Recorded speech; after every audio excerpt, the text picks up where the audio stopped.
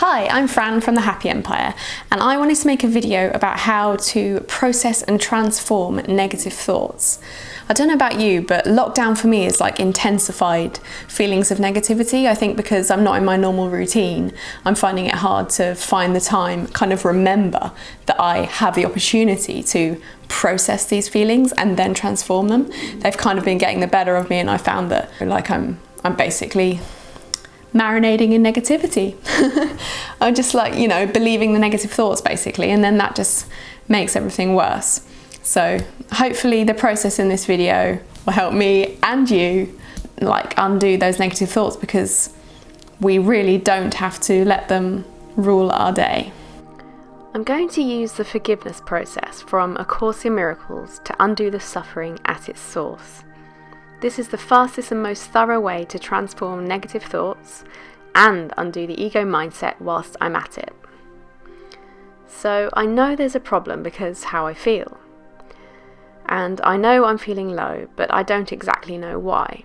I want to find out why so I can undo this specific form of suffering.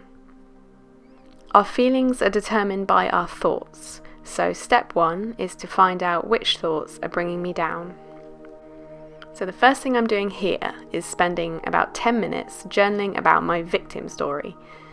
This is basically me whining about how horrific everything is and how it makes me feel.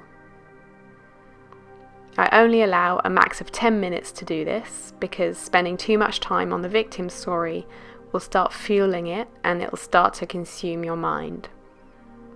After my splurge, I draw out the main thoughts that are bringing me down and identify the feelings. For example, I don't have any friends close by, and that makes me feel lonely, or my car got broken into, and I feel violated and unsafe. Now I've drawn out the thoughts and feelings, I know exactly what I need to forgive in order to feel better. Here are those steps again. So number 1 is to write out the victim story. Done that.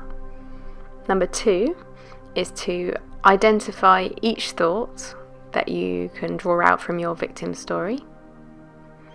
And the next thing we'll be doing is forgiving each thought that you identified. The next thing I do is get into a really peaceful headspace to forgive what's coming up for me. The easiest way to do this is to get really comfy, close my eyes, and take some deep breaths. Then I connect to spirit, aka my higher self, the universe or source. I do this by intending to merge my mind and maybe say hello. Once I feel connected, I can then start to forgive each thought. As an example, let's use feeling lonely. I would say in my mind, "Hi Spirit, I forgive this feeling of being lonely. I forgive myself for dreaming that I'm lonely. I'm actually at home in God, in oneness with everyone I love and all forms of love and peace. Loneliness is not possible in reality. This world is just the ego's dream world and I'm just asleep. Please help me transform this feeling into love and remember the truth." Sometimes I feel instantly better. Sometimes I only feel a little bit better. So if that's the case, I do the process again to get more of my mind on board with truth. The more I identify with the ego self, the worse I feel. But the more I identify with oneness, the better I feel. And that's it. My ego problems are now forgiven. They may come back around, but I'll just forgive them again and again. The more you chip away at all forms of suffering like this, the better you become at feeling more peaceful for more of the time.